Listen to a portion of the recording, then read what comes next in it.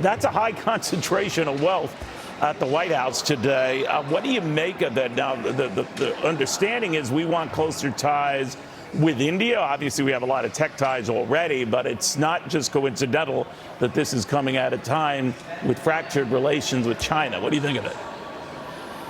Well, I think no question, Neil, it speaks to the strategic importance of our relationship with India. They are the world's largest democracy. They are an ally in the Indo-Pacific region.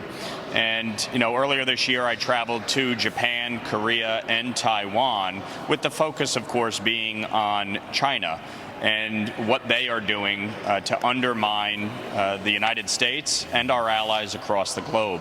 And so I think the relationship between India and the United States is of critical importance. We need to be working with all of our allies in the region: Japan, Korea, Taiwan, Thailand, the Philippines, Australia, New Zealand, and India.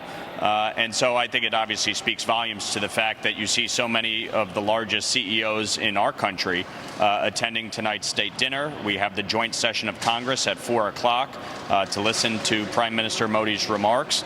And I think they are critical as we look to combat the threat from China.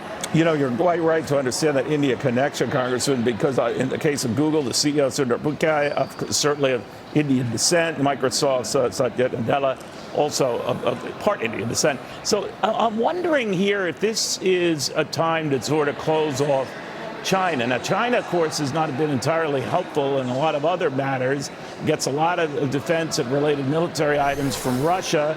We're going to offer them some stuff with the message, I think, sir, buy from us, not from them.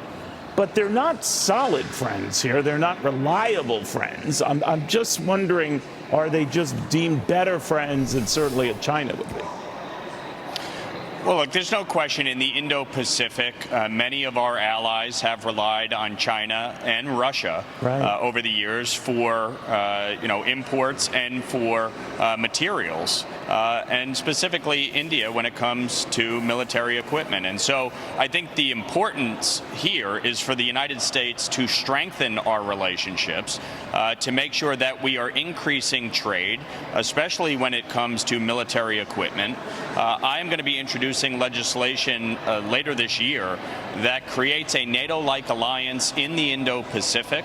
I think that is of critical importance as we're talking about the threat that China poses in the Indo-Pacific, in the South China Sea. The work that they are doing with respect to economic coercion on allies to take over ports and bases, and what they're doing right now in Cuba, setting up basically a spy base just off the coast of Florida.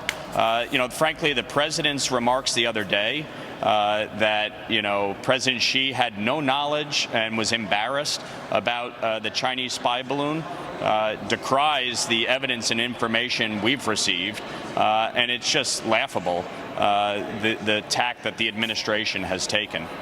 You mentioned Cuba. What's happening now? We have confirmed and that we have tracked the workers for ZTE and Huawei, the big Chinese communication concerns, have been spotted in Cuba. They are apparently working on this suspected spy site in Cuba, or whatever they're calling it. What do we do about that?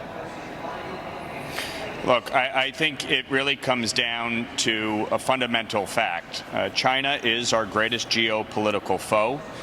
We need to be working with our allies, not only in NATO, but in the Indo-Pacific. And we need to focus on our own hemisphere. I think previous administrations have kind of taken their eye off the ball when it comes to the Western Hemisphere, especially the Caribbean. And I think we need to be making sure that we are taking action. What Brazil did earlier this year with respect to trade and getting off the United States currency is of great concern. So I think both from an economic standpoint and a national security standpoint, we need to be taking the threat seriously. We need to be increasing our partnerships and our capabilities in the Indo-Pacific, in the Caribbean, and making sure that we are not asleep at the switch, which, frankly, the Biden administration has been during its over 2 years so far.